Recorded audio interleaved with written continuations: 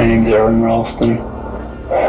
My parents are down on Larry Ralston of Englewood, Colorado. Whoever finds this, please make an attempt to get it to them. Be sure of it. I would appreciate it.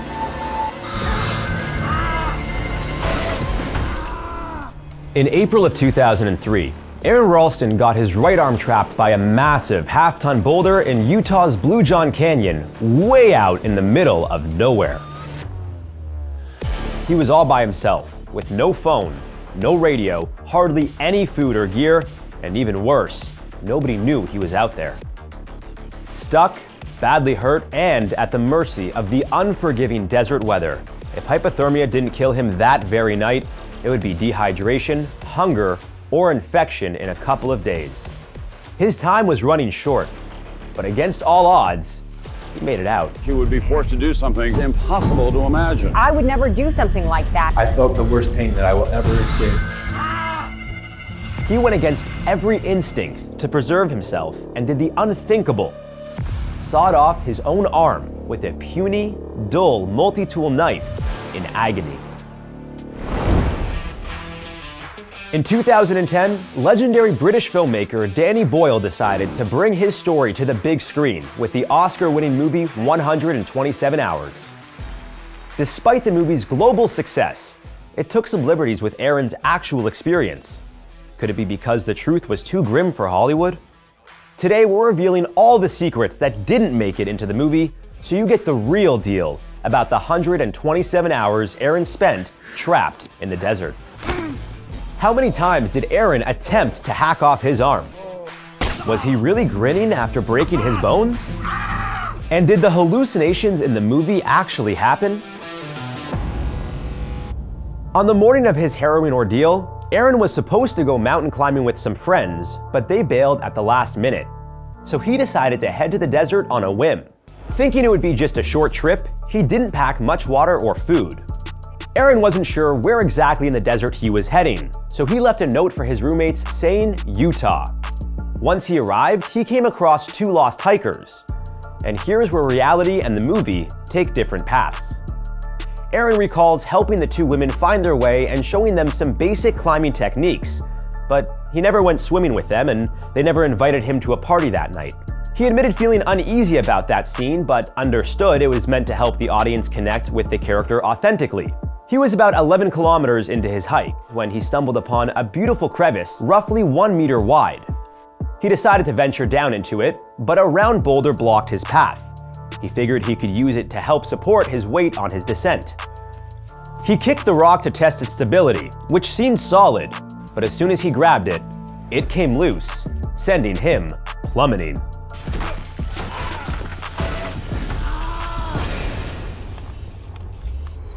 The pain was excruciating. In the movie, Aron appears puzzled, but keeps his cool as he stares at his trapped arm. But in reality, he admits he flew into a rage, cursing like a pirate for nearly an hour. Afterward, he felt drained and parched. His 3-liter water bladder was empty, but he still had a 1-liter bottle in his backpack. Without hesitation, he reached for it and took 3 big swallows, only then realizing it was his last water reserve. So he took stock of his supplies. He had about 600 milliliters of water left, some snacks, a bunch of climbing ropes, his video camera, LED headlamps, and a cheap multi-tool. His first thought was to use the knife in his multi-tool to chip away at the boulder, but after hours of scraping, he realized it was a lost cause. He was trapped, facing the risk of gangrene, starvation, and even the danger of being drowned by a flash flood. That same night, for the first time, the idea crossed his mind. He might have to amputate his arm, though he resisted the thought fiercely. But there was a more immediate concern. His legs were exhausted, and he needed to conserve as much energy as possible. So ingeniously, he fashioned a seat using his climbing ropes.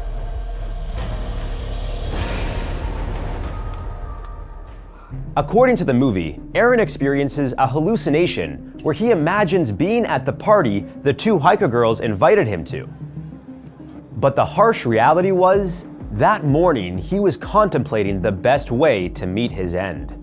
Thankfully, he quickly snapped out of it, focusing instead on survival. So he got down to business and attempted to recreate a pulley system he'd used as a search and rescue volunteer using his climbing ropes. It worked, but the ropes lacked the necessary tension to budge the rock, and he didn't have the strength either. After toiling for hours to no avail, he began seriously considering amputating his arm, but he couldn't bring himself to do it. As depicted in the movie, this was the day he recorded his farewell message. My name's Aron Ralston. My parents are down on Larry Ralston of Englewood, Colorado. Whoever finds this, please make an attempt to get it to them. Be sure of it. I would appreciate it. The next day, Aron improvised a tourniquet using parts of the neoprene insulation from his camelback. He tried to slice his skin, but the blade just wasn't sharp enough.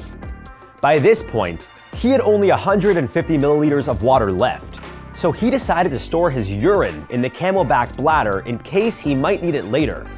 Drinking urine can be dangerous. It can lead to kidney failure, making for an even more agonizing demise. According to the movie, Aron experiences a hallucination of a flash flood that day. In the scene, his elation at getting rainwater is quickly overshadowed by the fear of drowning. Eventually, he harnesses the power of the water to lift the rock and free himself.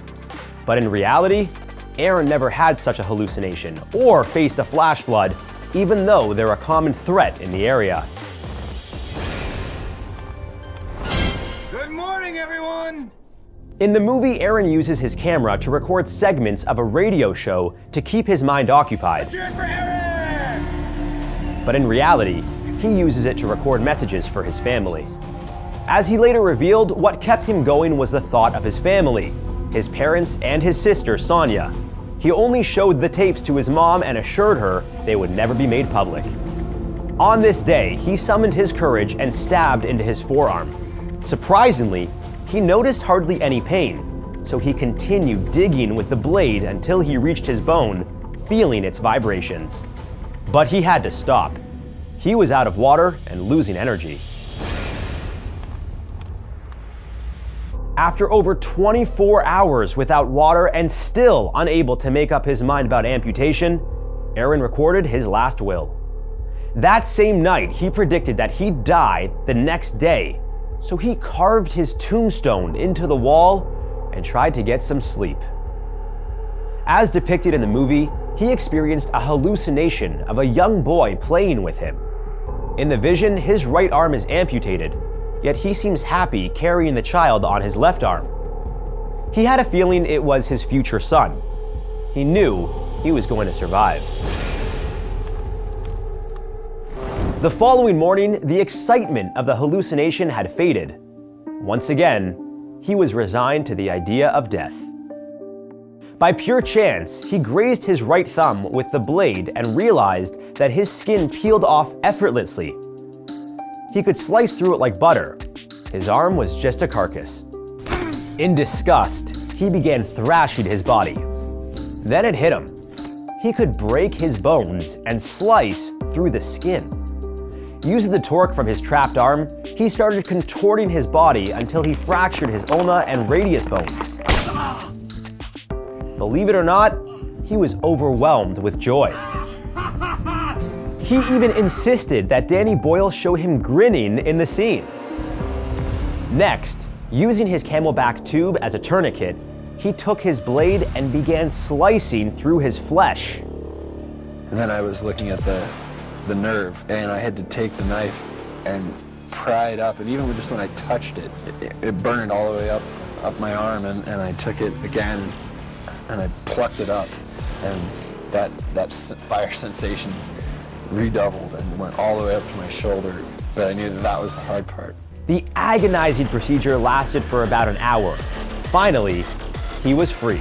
Boom, and I wasn't even attached anymore, and I fell down like this, and I was free. It was the happiest moment of my life.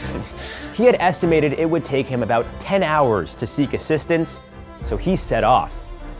Dehydrated, exhausted, and bleeding out, Aron still managed to rappel down a 20-meter wall and trek approximately 10 kilometers. By a miracle, he spotted a family of Dutch tourists in the distance and screamed for their attention. They gave him food and water and sought help. Fortunately, a rescue crew was already scouring the area for him. Luckily, Aron's mom had already alerted the police that he was missing. They traced his credit card to a store near Bluejohn Canyon. Finally, 4 hours after amputating his arm, Aron received the medical attention he desperately needed. Despite Aron's incredible bravery, courage, and endurance, venturing into the wild is no joke. It's crucial to go with experienced guides, have proper equipment, and always inform people of your whereabouts. Aron lived to see the vision of his child come to life. Now he's a happy father, best-selling author, and public speaker. He still likes to explore the wilderness, just a little more cautiously. Unfortunately, not all adventurers return to share their stories. In 2021, cave explorers ventured into the deepest cave on Earth, only to stumble upon a grim sight. A lifeless body hanging from his ropes, with no explanation as to how he ended up there. Want to hear the full story? Check it out right here on How to Survive.